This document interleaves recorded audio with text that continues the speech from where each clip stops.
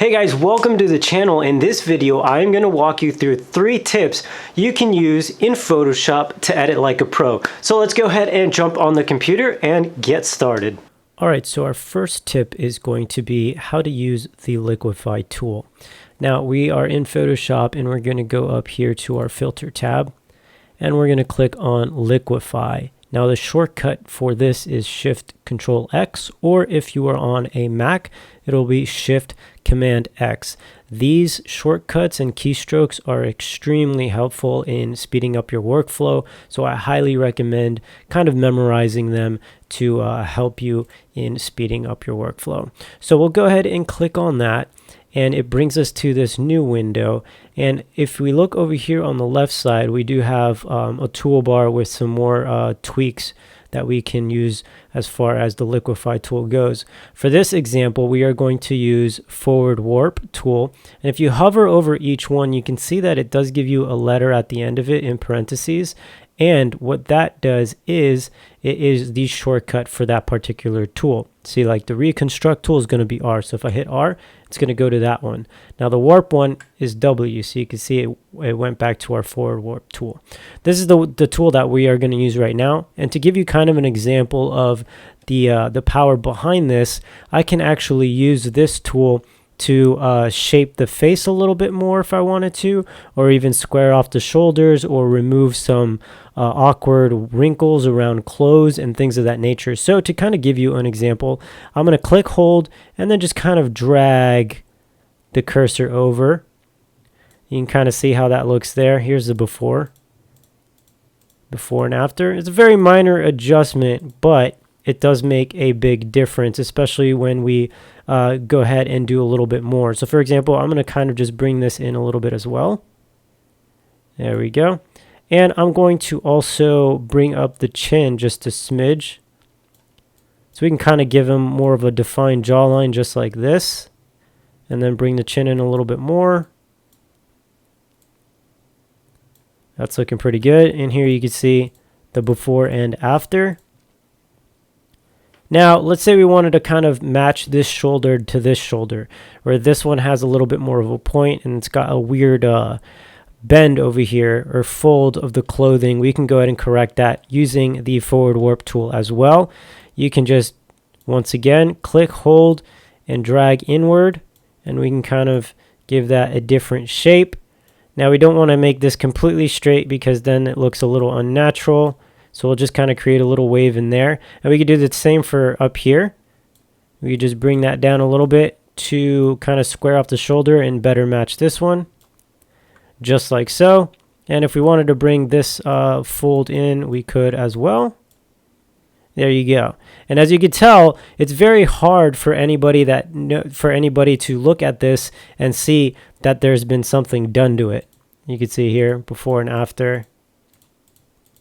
Very, very quick and easy way just to kind of either sculpt the face or kind of remove bumps and things of that nature on the edges, just like this example. And tip number 2 is going to be how to use adjustment layers. Now, adjustment layers are very important in Photoshop because it allows you to create different layers and assign a specific adjustment to it.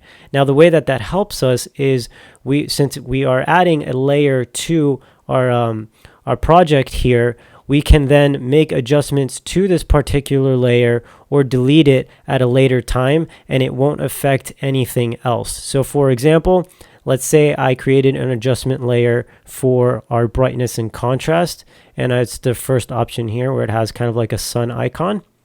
So if I click on this and click on properties here, this is the 2 options it gives me. So I can make it a little bit brighter if I want, or I can add less contrast or way more contrast. Now this is the beauty of it though. Let's say I go back to adjustments and I want to add another adjustment layer, like vibrance and saturation, right?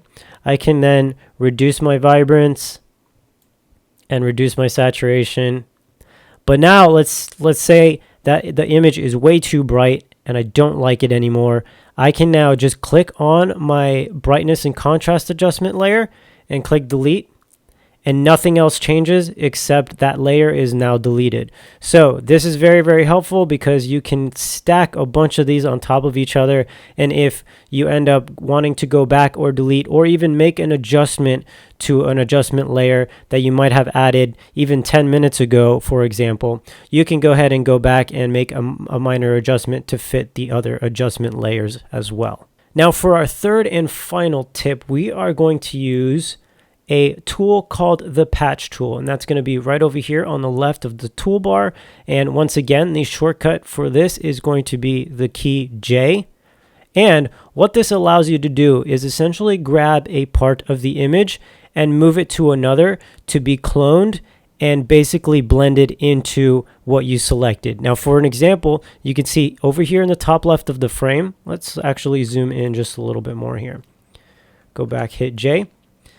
In the corner of the frame here, you can see there is this spot where I would like to just remove it so it's not as distracting. And with our patch tool, we can literally click, hold, and kind of draw around it.